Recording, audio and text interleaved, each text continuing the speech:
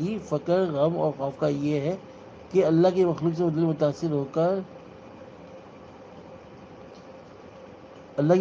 متاثر ہو اور اللہ تعالیٰ کی ذکر سے غفلت اور مخلوق کی محبت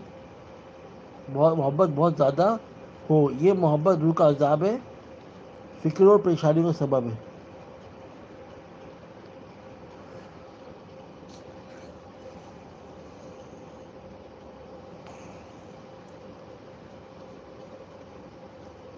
حقیقت میں محبتیں دو طرح کی ہیں، ایک وہ محبت ہے جو کہ دنیا میں بھی جنت کا مزہ دیتی ہے اور نفس کی خوشی اور دل کی لذت، روح کی غذا اور اس کا علاج ہے، یہ اللہ کی خالص محبت ہے۔ دوسری محبت جو کہ روح کا عذاب ہے، فکر، پریشانی، دل کی تنگی کے سبب ہے، وہ اللہ تعالیٰ کی مخلوق سے اتنی محبت کرنا جو نافرمانی کا ذریعہ بن جائے اور اللہ تعالیٰ کی محبت میں غالب آ جائے۔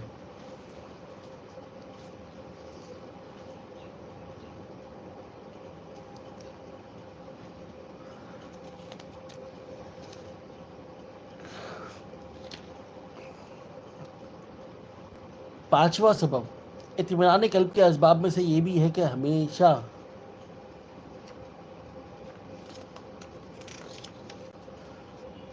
اور ہر حال میں اللہ کا ذکر ہوتا رہے۔ دل کے سکون اور فرحت کے لیے اللہ تبارک و تعالیٰ کے ذکر میں بڑی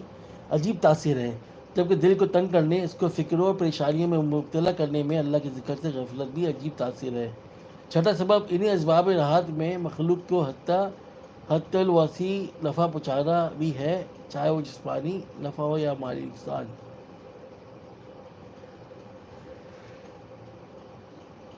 کیونکہ ایک سخی محسن بڑے کھلے دل والا ہوتا ہے اور پرسکون اور خوشگوار زندگی گزارتا ہے، اس کے برعکس بخیل شخص بڑا ہی تنگ دل ہوتا ہے اور بے چین اور درد بھری زندگی گزارتا ہے۔ آپ صلی اللہ علیہ وسلم نے کنجوس اور صدقہ کرنے والے شخص کی مثال یوں بیان فرمائی: بخیل اور صدقہ دینے والے کی مثال ایسے دو شخصوں کی طرح ہے جن کے بدن پرسکون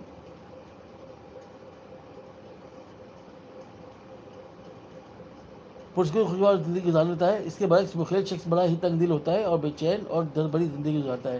آپ صلی اللہ علیہ وسلم نے کنجوس اور صدقہ کرنے والے شخص کی مثال یوں بیان فرمائی ہے: بخیل اور صدقہ دینے والے کی مثال ایسے دو شخصوں کی طرح ہے جن کے بدن پر لوہے کی ڈھال لباس کی مانند ہے، تو جب سخی صدقہ دینے کا ارادہ کرتا ہے تو وہ لوہے کی ڈھال لباس خود شادہ ہو کر ایسا لگتا ہے کہ گویا وہ ان ڈھالے لٹکے ہوئے کپڑوں کو گھسیٹ کر اپنے قدموں کے نشانات کو بھی مٹا رہا ہے، اور جب بخیل صدقہ کرنے کا ارادہ کرتا ہے تو یوں لگتا ہے کہ ڈھال کی ہر کڑی اپنی جگہ سخت اور بے لچک ہو گئی ہے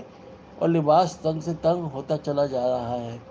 یعنی سخی جتنا خرچ کرتا ہے وہ سکون ہوتا رہتا ہے، اور بخیل جیسے ہی صدقہ کرنے کا ارادہ کرتا ہے تو طبیعت میں گھٹن ہو جاتی ہے۔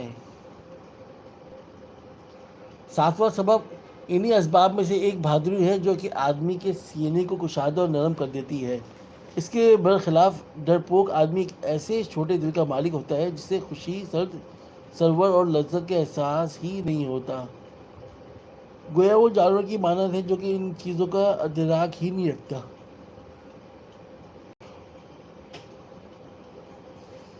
اور اس طرح وہ روح کی خوشیوں، نعمتوں اور لذتوں سے محروم ہو جاتا ہے۔ جس طرح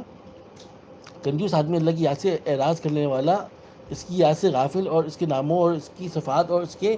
دین سے بے پناہ شخص بھی خوشی کا احساس نہیں کرتا۔